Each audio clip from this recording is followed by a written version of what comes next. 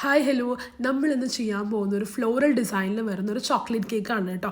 Customer നമ്മുടെ അടുത്ത് എപ്പോഴും നമ്മുടെ അടുത്ത് റെഗുലർ കസ്റ്റമറാണ്. പുള്ളിക്കാരത്തി എപ്പോഴും നമ്മുടെ അടുത്ത് ചോക്ലേറ്റ് ഫ്ലേവർ മാത്രമേ ചൂസ് ചെയ്യാറുള്ളൂ. എനിക്ക് എന്താണെന്ന് അറിയില്ല. ഇനി അഥവാ അവർക്ക് കേക്ക് വേണ്ടാന്നുണ്ടെങ്കിൽ അവർ എൻ്റെ അടുത്ത് ചോക്ലേറ്റ് ഫഡ്ജ് ബ്രൗണീസൊക്കെയാണ് ഓർഡർ ചെയ്തത്, എന്തെങ്കിലും ഫംഗ്ഷന് അവർക്ക് കട്ട് ചെയ്യാൻ വേണ്ടിയിട്ട്. ഇനി നമുക്ക് കേക്കിലേക്ക് പോകാം കേട്ടോ.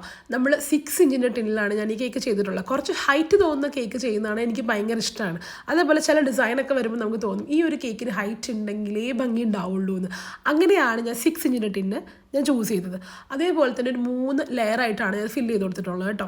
നമ്മുടെ വിപ്പിംഗ് ക്രീമിലും ഞാൻ കുറച്ച് ചോക്ലേറ്റൊക്കെ മെൽറ്റ് ചെയ്തിട്ടാണ് ഞാൻ വിപ്പിംഗ് ക്രീമിലും ബീറ്റ് ചെയ്തെടുത്തിട്ടുള്ളത്. അതിനുശേഷം ഓരോ ലെയേഴ്സും ഞാൻ ഫില്ല് ചെയ്യുമ്പോൾ അതിൻ്റെ ഉള്ളിലായിട്ട് ചോക്ലേറ്റും കൂടി മെൽറ്റ് ചെയ്ത് ഒഴിക്കുന്നുണ്ട്.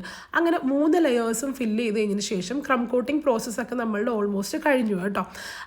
ആക്ച്വലി ചോക്ലേറ്റ് കേക്ക് എനിക്ക് ഭയങ്കര മോസ്റ്റ് ഫേവറേറ്റ് ആയിട്ടുള്ളൊരു ഫ്ലേവറാണെന്ന് എനിക്ക് തോന്നിയിട്ടുണ്ട്. പിന്നെ അതേപോലെ തന്നെ നമ്മളുണ്ടല്ലോ ചില കസ്റ്റമേഴ്സ് നമ്മുടെ ചോക്ലേറ്റ് കേക്ക് പറയുമ്പം അല്ലെങ്കിൽ പൊതുവെ കേക്ക് എന്ന് പറയുമ്പോഴേക്കും ചില ഫ്ലേവേഴ്സ് നാവിലിട്ട് അലിഞ്ഞു പോകുന്ന ടൈപ്പ് ഓഫ് കേക്കുകളോട് എനിക്ക് ഭയങ്കര ഇഷ്ടമാണ്. അതിൽ കുറേ ക്രഞ്ച്നെസ് ഒക്കെ വരുമ്പോൾ എനിക്കങ്ങനെ അത്ര ഇഷ്ടം ഉണ്ടാവാറില്ല. എനിക്ക് തോന്നിയിട്ടുണ്ട് ചില ബേക്കേഴ്സൊക്കെ ആവശ്യമില്ലാണ്ട് ചോക്ലേറ്റ് കേക്കിൽ പോലും കുറേ ചോക്കോനട്ട്സൊക്കെ ആഡ് ചെയ്യുന്നത് ഞാൻ കണ്ടിട്ടുണ്ട്. ചോക്കോ ചിപ്സൊക്കെ ആഡ് ചെയ്യുന്നത് ഞാൻ കണ്ടിട്ടുണ്ട്.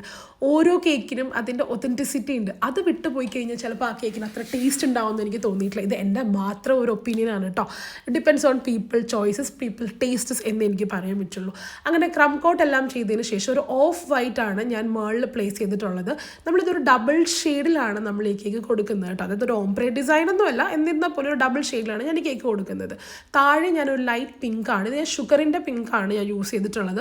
മുകളിൽ കൊടുത്ത ഓഫ് വൈറ്റ് എന്ന് പറയുന്നത് കുറച്ച് കാരമലിൻ്റെ എസെൻസ് ആഡ് ചെയ്തിട്ടാണ് ഞാൻ ഒരു ഓഫ് വൈറ്റ് കളറും കൂടി ഞാൻ കൊടുത്തിട്ടുള്ളത്.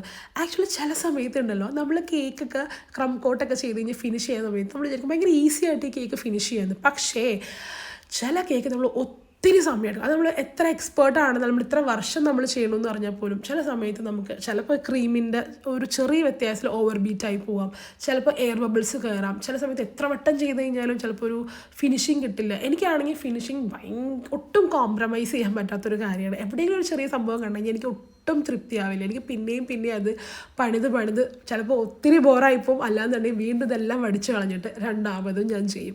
ഈ ഒരു കേക്ക് ഞാൻ ആദ്യം വിചാരിച്ചു ഭയങ്കര ഈസി ആയിട്ട് തീരാൻ പറ്റും, കാരണം ചെറിയ കേക്കല്ലേ എന്നുള്ളത്. പക്ഷേ കുറച്ചധികം സമയം എടുത്തു കേട്ടോ. അതിനുശേഷം ഞാൻ ഫ്ലവേഴ്സൊക്കെ ഒരു പ്രാവശ്യം പ്ലേസ് ചെയ്തു.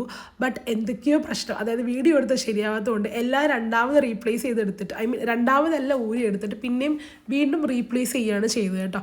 അതിനുശേഷം മുകളിലായിട്ട് ഒരു ഹാപ്പി ബർത്ത്ഡേ ടോപ്പറും കൂടി വെച്ചിട്ടുണ്ട്.